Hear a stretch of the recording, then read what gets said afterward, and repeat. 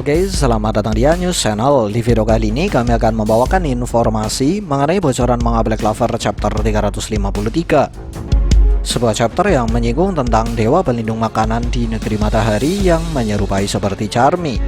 Tapi perlu diketahui bahwa kami sendiri belum bisa memastikan kebenaran dari informasi yang akan kami berikan dalam video ini, karena informasi ini hanya bersumber dari bocoran gambar serta terjemahan kasar. Dan seperti biasa, sebelum masuk ke dalam pembahasan, jangan lupa untuk memanfaatkan tombol like, share, subscribe, serta tombol bergambar lonceng ya. Terima kasih. Kemudian langsung saja gambar pertama. Warga negeri matahari yang mulai kembali ke kota terlihat terkesima karena awan hitam yang sebelumnya menutupi negeri matahari kini mulai menghilang hingga mereka dapat melihat langit cerah tanpa awan hitam. Lalu pada panel selanjutnya, Ryu menjelaskan bahwa awan hitam yang menutupi negeri matahari tercipta dari kekuatan sihir Gosuryu. Dan berkat tebasan anti sihir Asta, kekuatan sihir yang membentuk awan hitam berhasil dinetralkan hingga membuat awan hitam di negeri matahari terurai. Lalu atas nama warga negeri matahari, Ryu mengucapkan kata terima kasih pada Asta karena sudah membuat mereka bisa melihat langit cerah di negeri matahari. Gambar kedua, di saat Asta melihat tubuh Heath yang tergeletak di tanah, Asta lalu mengingat kejadian ketika Heath menyerang desa Soshi.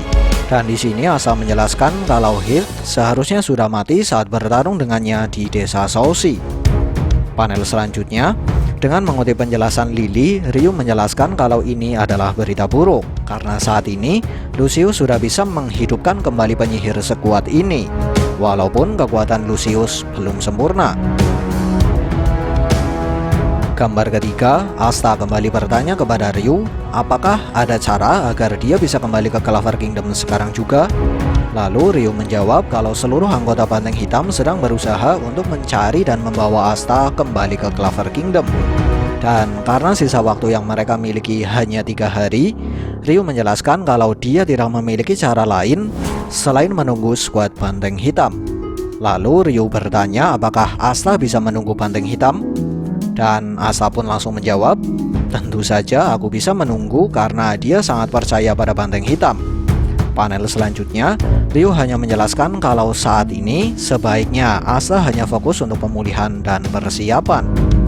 Sedikit tambahan lewat perkataan Ryu di adegan ini, secara tidak langsung Ryu menjelaskan kalau cara yang dia miliki untuk pergi ke benua 4 kerajaan besar membutuhkan waktu lebih dari 3 hari. Dan sepertinya karena hal inilah dia memilih untuk menunggu anggota skuad Banteng Hitam. Gambar keempat dan kelima memperlihatkan sebuah pesta perayaan yang dihadiri oleh semua Ryuzen, Ryu, dan warga negeri matahari. Lalu untuk menyingkat pembahasan, berikut ini adalah beberapa poin dari 2 halaman tersebut.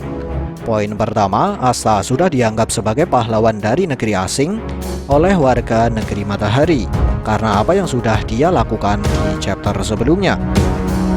Poin kedua, ada beberapa warga yang membahas tentang kulit naga legendaris. Poin ketiga, Fumito dijelaskan penasaran dengan rasa daging naga dan ingin mencoba memasaknya. Poin keempat, Sister Lily masih tertidur di bawah pengawasan Fumito. Poin kelima, Ichika sempat menanyakan sesuatu pada Ryu, namun Ryu seolah ingin menghindari pertanyaan Ichika.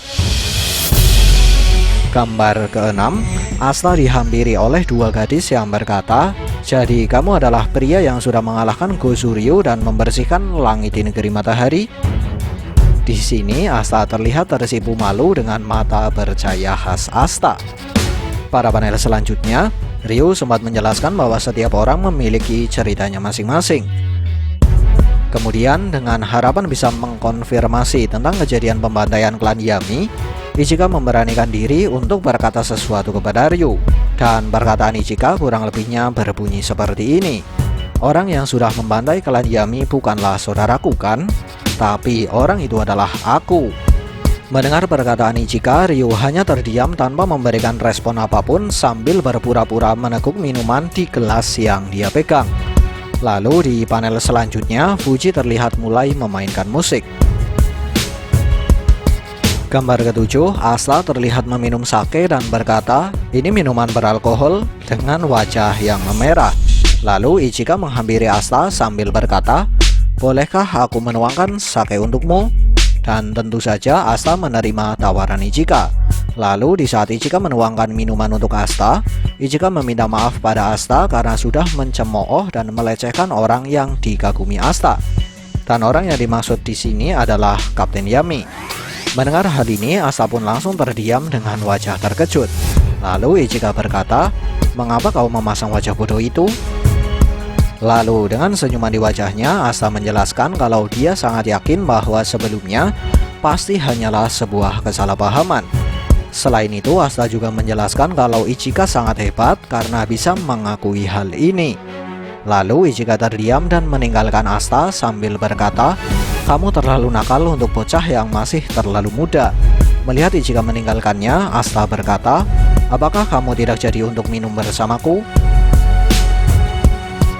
Gambar ke-8, Komari dan Zaemon datang bersama dengan boneka Ocharmi. Dan di sini dia berkata, "Apakah kamu mau makan atau minum? Silahkan, silahkan, boneka Ocharmi sudah datang." Melihat boneka ini, rasa penasaran Asta tentang boneka Ocharmi kembali muncul, hingga membuat Asta menanyakan tentang boneka tersebut kepada Komari. Dan Komari pun menjelaskan kalau boneka Ocharmi dibuat berdasarkan dari seorang dewa pelindung makanan dengan nama yang sama, di mana Dewi Ocharmi adalah dewa yang menyelamatkan negeri matahari dari krisis kelaparan yang dulu hampir menghancurkan negeri matahari.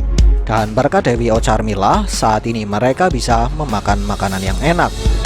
Sedikit tambahan, cerita Dewi Ocharmi yang dijelaskan oleh Komari sepertinya terinspirasi dari dewa pelindung makanan yang berasal dari mitologi Jepang, di mana dalam mitologi Jepang dewa pelindung makanan dikenal sebagai Ogetsu Hime atau Ukemochi.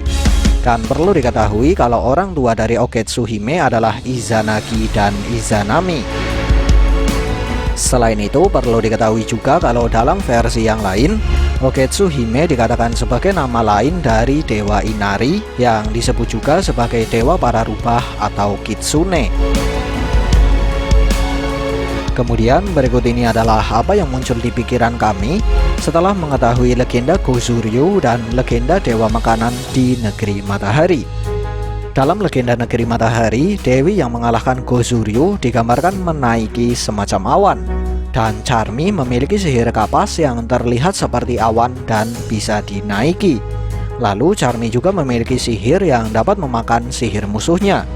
Dan setelah memakan sihir musuhnya, Charmi dapat membuat makanan dengan jumlah yang setara dengan jumlah sihir yang dia makan. Lalu kira-kira berapa banyakkah makanan yang bisa dibuat oleh domba-domba Charmi jika Charmi memakan kekuatan sihir dari naga berkepala 5? Ya, tentu saja jumlahnya sangat banyak. Dan menurut kami cukup masuk akal jika domba-domba Charmi bisa membuat makanan untuk satu kerajaan jika Charmi memakan kekuatan sihir Gozuryu. Nah, selebihnya silakan teman-teman simpulin sendiri.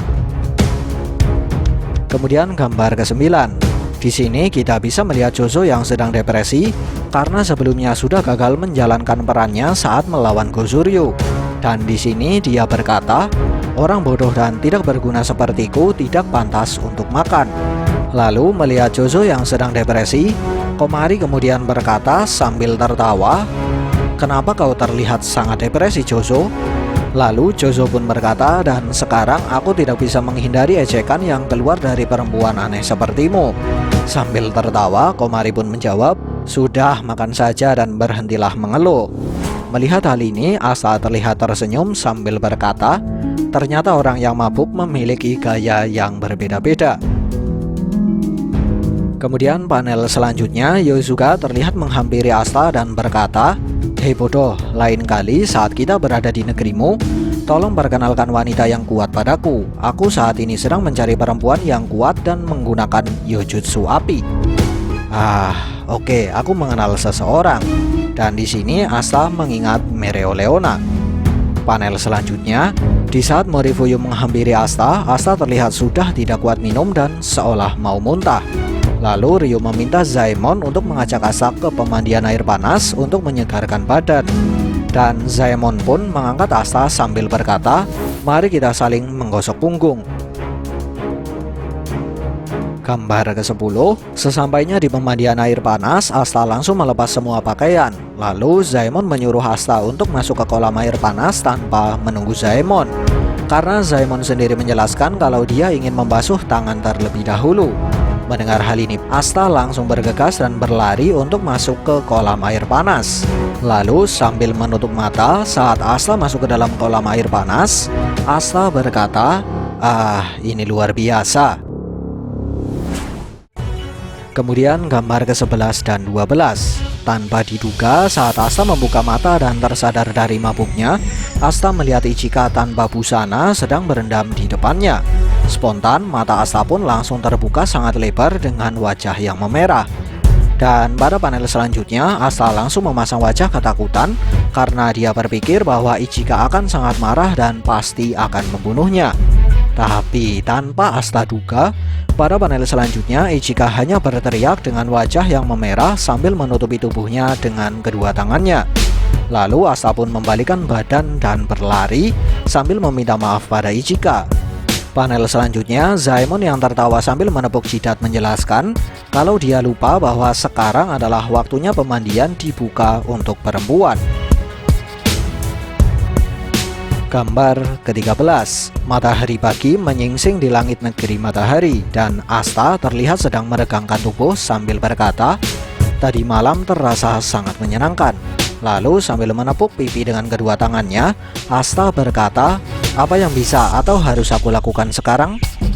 Panel selanjutnya, Ichika terlihat berjalan menghampiri Asta dan mengucapkan kata selamat pagi pada Asta. Lalu Asta pun menjawab salam Ichika dan meminta maaf atas apa yang sudah terjadi semalam. Kemudian dua gambar terakhir. Setelah mendengar permintaan maaf dari Asta, Ichika menjawab, "Aku akan membuatmu bertanggung jawab, bodoh." Mendengar hal ini, Asta pun terdiam karena dia kebingungan dengan arti kata bertanggung jawab yang dimaksud oleh Ichika. Panel selanjutnya, Yosuga tiba-tiba muncul dan berkata, "Hei Asta, pertunjukan besarmu akan segera dimulai. Hanya tersisa 3 hari lagi. Aku tahu kau bukanlah tipe orang yang dapat menunggu tanpa melakukan apapun." Lalu di saat seluruh Ryuzen muncul, Yosuga berkata, "Aku rasa kau pasti ingin berlatih dengan kami kan?" Lalu dengan wajah gembira, Asta pun langsung menjawab, "Tentu saja aku sangat mengharapkan hal ini." Kemudian splash text pada panel terakhir hanya menjelaskan kalau 3 hari selanjutnya adalah hari penghakiman yang dijanjikan oleh Lucius. Dan kata penutup untuk chapter ini berbunyi, "Kekuatan baru dan teman baru berhasil Asta dapatkan di negeri matahari, dan pertempuran terakhir semakin mendekat." Lalu apa yang akan terjadi pada chapter selanjutnya? Akankah Babang Yuki menceritakan tentang para penyihir di benua 4 kerajaan besar yang sedang berusaha membatalkan rencana Lucius dengan menyerang Lucius sebelum hari penghakiman? Atau Babang Yuki akan menceritakan anggota Banteng Hitam yang sedang berusaha mencari Asta?